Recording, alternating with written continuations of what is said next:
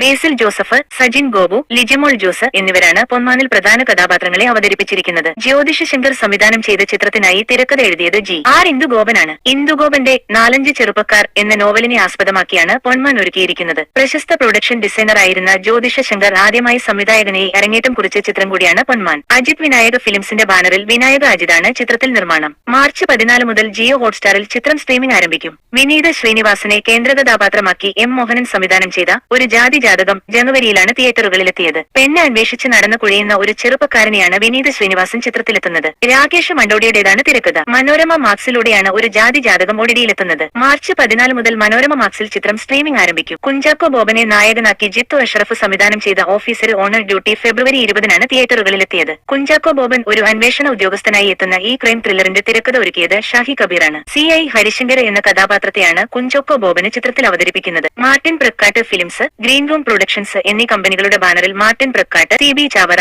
രഞ്ജിത്ത് നായർ എന്നിവരെ ചേർന്നാണ് സിനിമയുടെ നിർമ്മാണം നിർവഹിച്ചിരിക്കുന്നത്. നെറ്റ്ഫ്ലിക്സ് ആണ് ചിത്രത്തിന്റെ സ്ട്രീമിംഗ് അവകാശം സ്വന്തമാക്കിയത്. മാർച്ച് 20-ന് ചിത്രം നെറ്റ്ഫ്ലിക്സിൽ സ്ട്രീമിംഗ് ആരംഭിക്കുമെന്നാണ് റിപ്പോർട്ട്. മമ്മൂട്ടിയെ നായകനാക്കി ഗൗതം വാസുദേവ മേനോൻ സംവിധാനം ചെയ്ത പുതിയ ചിത്രമാണ് Dominic and the ladies purse. Gautham Vasudev Menon സംവിധാനം ചെയ്ത ആദ്യ മലയാള ചിത്രം കൂടിയാണിത്. ചാൾസ് ഈനാശു ഡൊമിനിക് എന്ന പ്രൈവറ്റ് ഡിറ്റക്റ്റീവായാണ് മമ്മൂട്ടി ചിത്രത്തിലെത്തുന്നത്. മാർച്ച് 14-ന് ചിത്രം ആമസോൺ പ്രൈം വീഡിയോയിൽ സ്ട്രീമിംഗ് ആരംഭിക്കുമെന്നാണ് റിപ്പോർട്ട്.